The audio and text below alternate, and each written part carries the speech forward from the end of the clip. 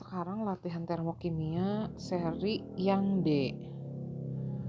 Nomor 1. Suatu sistem diketahui menerima kalor sebanyak 5 Joule dan mengalami kompresi sebesar 5 Joule. Maka perubahan energi dalamnya adalah perubahan energi dalam itu adalah jumlah kalor dan usaha yang terjadi pada sistem. Nah, sistem ini katanya menerima kalor, berarti Q-nya bertanda positif. Kemudian dikompresi itu ditekan, berarti dia menerima usaha dari luar, berarti usahanya juga atau W-nya atau work-nya bertanda positif. Jadi total perubahan energi dalamnya plus 10 Joule.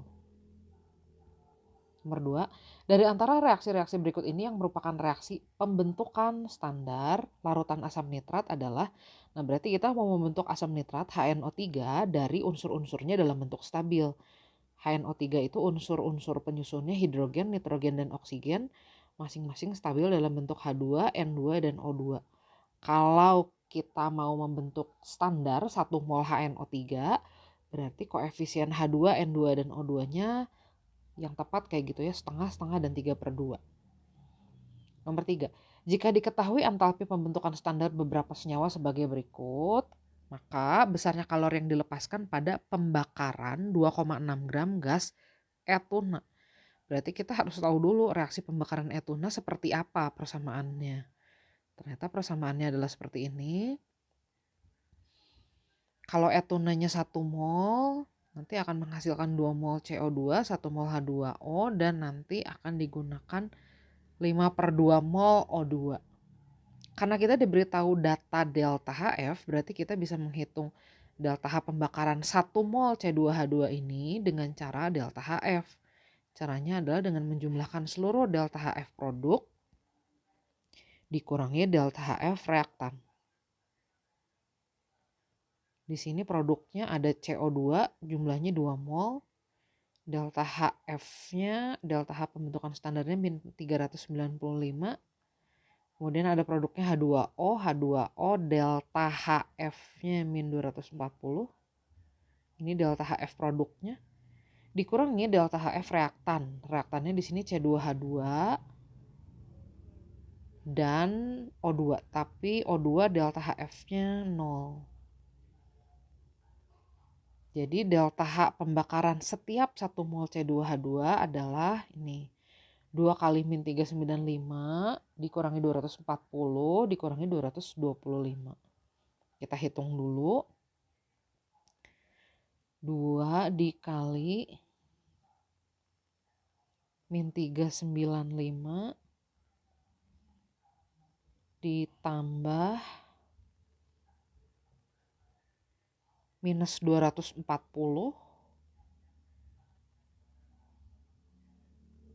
kemudian dikurangi 225. Min 1720 delta H pembakaran per 1 molnya. Nah sekarang yang ditanya, kalor yang dilepaskan pada pembakaran 2,6 gram saja gas etunanya. Berarti etunanya nggak 1 mol nih, hanya 2,6 gram. 2,6 gram etuna itu setara dengan berapa mol? Kita hitung aja jumlah molnya, berarti massa dibagi MR. MR-nya C2H2 kebetulan 26. Jadi kalornya min 172 kilojoule yang akan dilepaskan. Kalau yang dibakarnya hanya 2,6 gram gas etuna. Bentar, kok nggak ada jawabannya? Apakah kita salah menghitung? 2 dikali min 395 min 240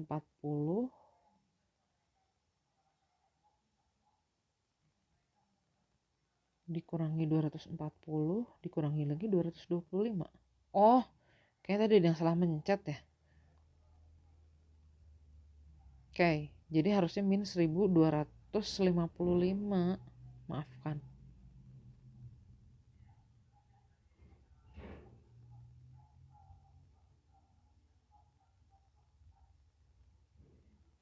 Kalau ini ada jawabannya. Nomor 4, diketahui ada delta H pembakaran CH3OH, delta HFCO2, delta HFCH3OH. Kita ditanya delta HF H2O. Nah, dari sini saya akan terjemahkan dulu jadi reaksi pembakaran standar CH3OH. Berarti CH3OH-nya direaksikan dengan O2. Ingat, pembakaran senyawa hidrokarbon akan menghasilkan CO2 dan H2O. Kita setarakan dulu. O-nya jadi ada 4 di kanan. Berarti koefisien O2-nya 3/2. Nah, reaksi ini delta H-nya bisa kita hitung dengan cara delta HF. Caranya jumlah seluruh delta HF produk dikurangi reaktan. Delta H-nya itu 635, min 635. Produknya di sini ada CO2, delta HF-nya min 395. Kemudian ada H2O 2 mol. Oh, ditanya ini.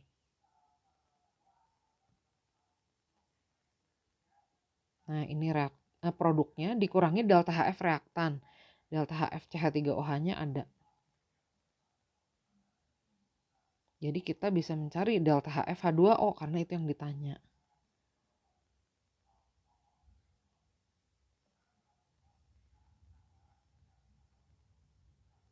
Gini ya.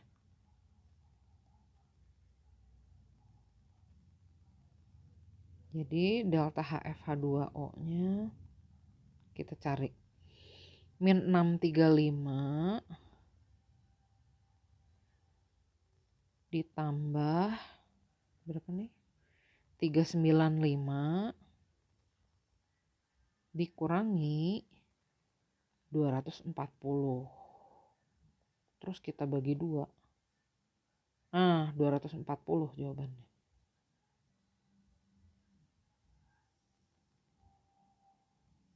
Min tandanya. Nomor 5.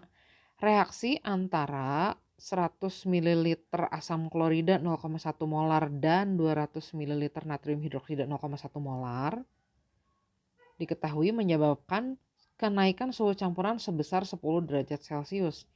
Jika campuran dianggap memiliki massa jenis yang sama dengan air, maka perubahan entalpi untuk reaksi penetralan di situ adalah berapa? Nah, pertama, kita hitung dulu nih berapa mol asam dan basa yang direaksikan. Di sini kalau dihitung asamnya ada 10 milimol, molar kali volumenya. Kemudian basanya 20 milimol. Jadi kalau kita hitung ini reaksi pembatasnya adalah asamnya. Sebenarnya yang kita perlu datanya adalah hanya untuk menghitung massa air yang terbentuk di sini. Massa air yang terbentuknya 10 milimol. Nah, reaksi ini ternyata melepaskan kalor katanya.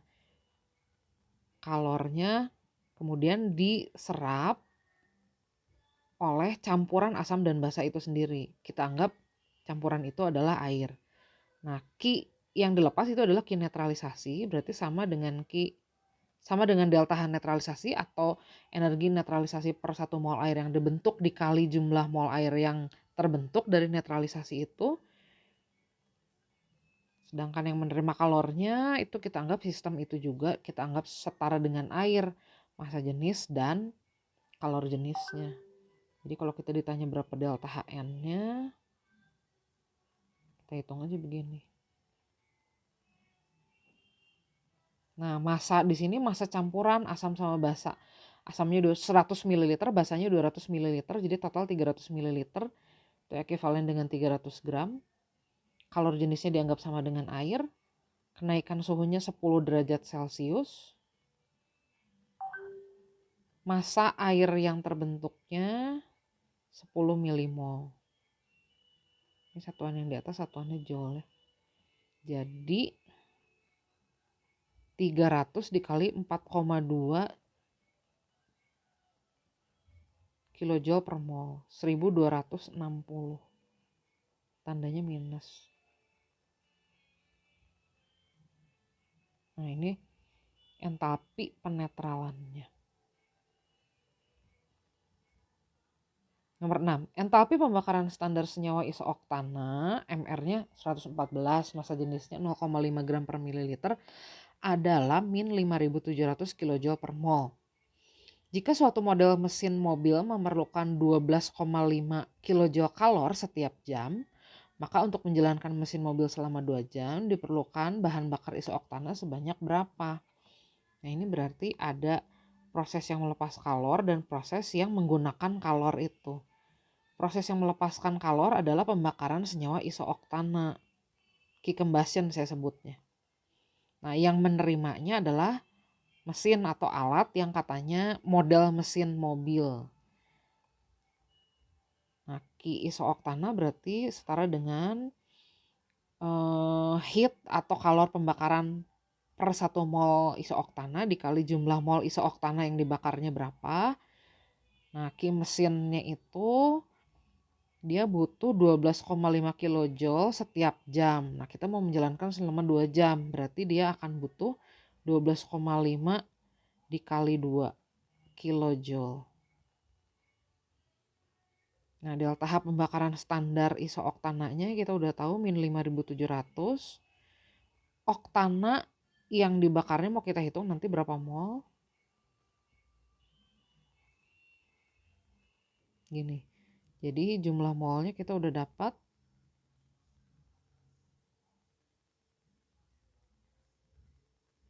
Gitu. Nah, tinggal kita konversi sekarang ke volumenya oktana.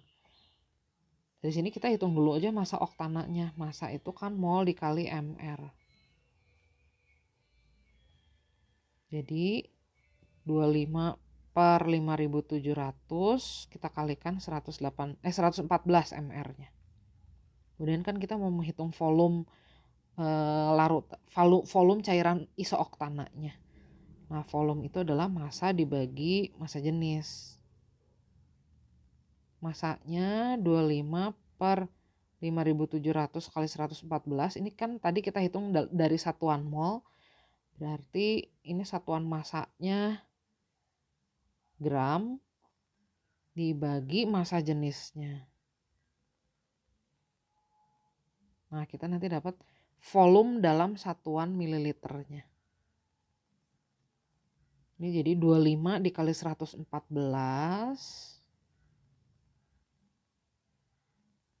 dibagi 5700 dibagi lagi setengah. Nah, jadi jawabannya 1 mililiter saja.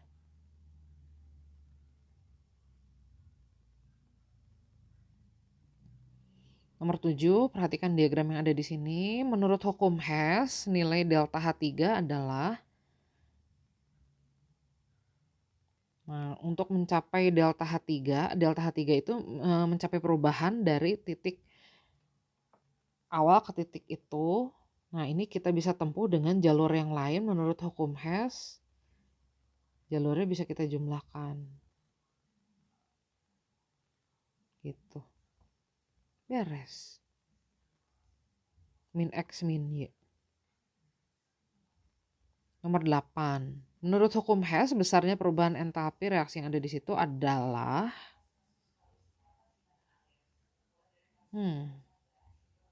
saya terjemahkan dulu aja. Ini jadi delta H FHCl itu adalah X per 2 kilojoule per mol. Kenapa? Karena di sini kan pembentukan 2 mol HCl. Kalau saya jadikan kalor pembentukan standar, pembentukan 1 mol HCl, ya jadinya begitu. Reaksi yang kedua saya terjemahkan jadi delta HF CH4. Karena reaksi itu adalah reaksi pembentukan 1 mol CH4.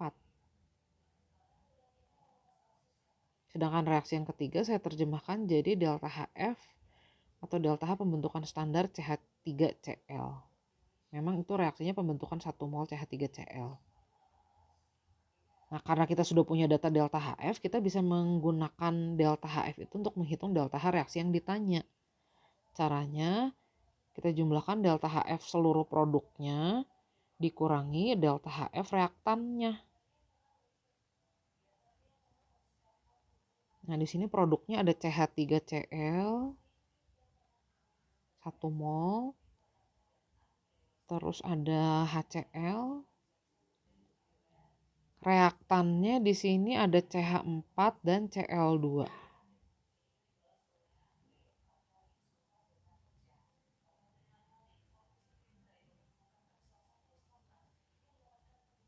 Oke, gini.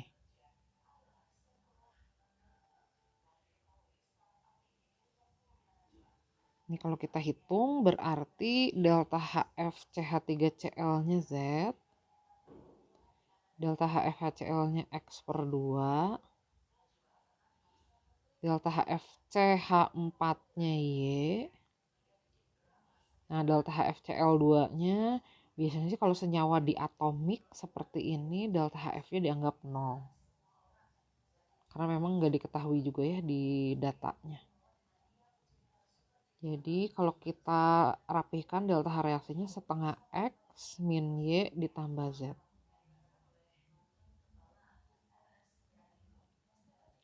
Senyawa karbon tetraklorida atau disebut juga klorometana digunakan pada bahan pencuci tanpa air atau dry cleaning, bahan pemadam kebakaran, dan sebagai pendingin atau refrigeran. Biasanya ada di lemari es ya. Pembuatannya adalah melalui reaksi seperti itu. Kita diberitahu energi ikatan rata-rata, berarti kita akan menghitung delta H reaksi berdasarkan energi ikatan rata-rata. Caranya adalah menjumlahkan semua energi ikatan yang terputus atau energi ikatan yang ada di reaktan dikurangi energi ikatan yang terbentuk atau energi ikatan yang ada di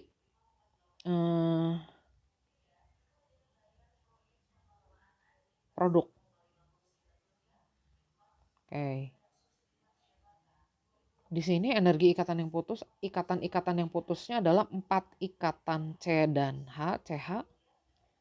Kemudian ada ikatan ClCl sebanyak 2 mol.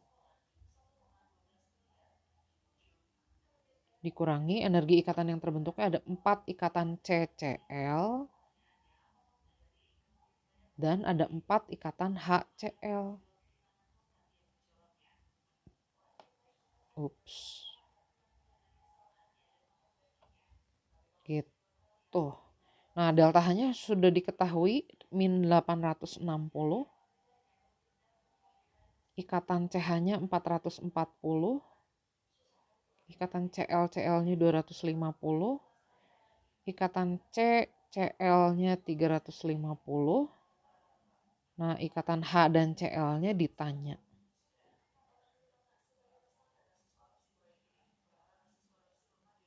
Jadi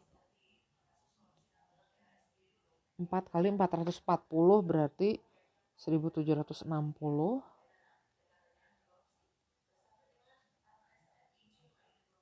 Ini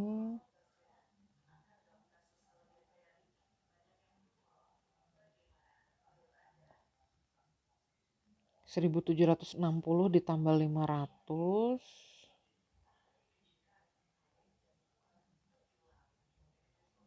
dikurangi 1400 ditambah 860.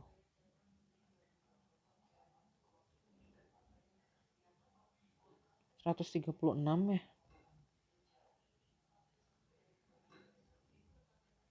Bentar, takut salah. 1760 tambah 500 kurangi 1400 ditambah 860, 136. Tapi kenapa kecil banget ya? Ntar takut ada yang salah.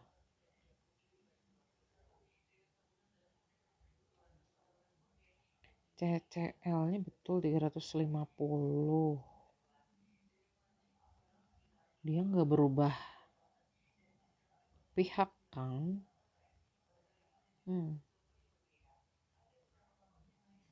Ntar ini sih pasti ada yang salah ya. 4 kali 440 benar kan ya? 1760 ditambah 500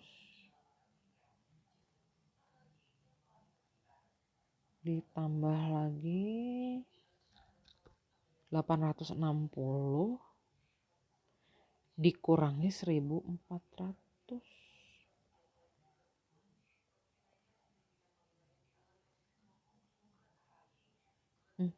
1720 jawabannya. Ini memang suka gitu nih. Beda kurung suka jadi beda. 1720 kita bagi 4. Oke.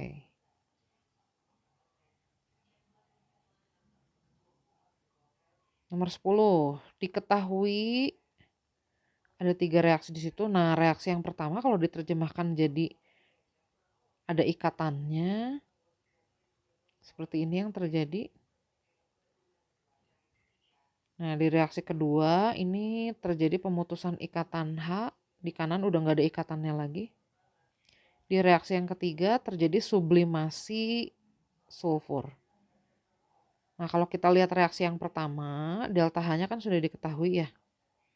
Delta H-nya itu berarti energi ikatan yang putus. Di sini ada energi ikatan H dengan H. Nah, di sini juga ada sulfur yang tersublimasi. Ya, disebutnya sublimasi sulfur aja ya. Kemudian di kanannya ada ikatan H dengan S.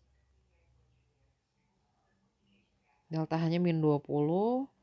Nah, dari persamaan yang kedua, kita tahu ini berarti delta H reaksinya hanya pemutusan ikatan H sama H aja ya. Karena di kanannya udah nggak ada ikatan. Jadi 440 itu sebenarnya DHH gitu. Sublimasi ini diketahui dari reaksi yang kedua. Berarti desublimasi sulfurnya 280.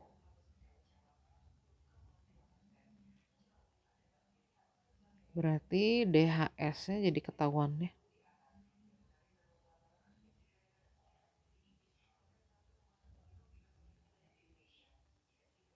Ini jadi 300 tambah 440, 740 per 2.